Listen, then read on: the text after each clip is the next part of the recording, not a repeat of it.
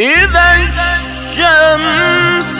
كورت وإذا النجوم انكدرت وإذا الجبال سيرت وإذا العشار طلت وإذا الوحوش حشرت وإذا البحار سجرت وإذا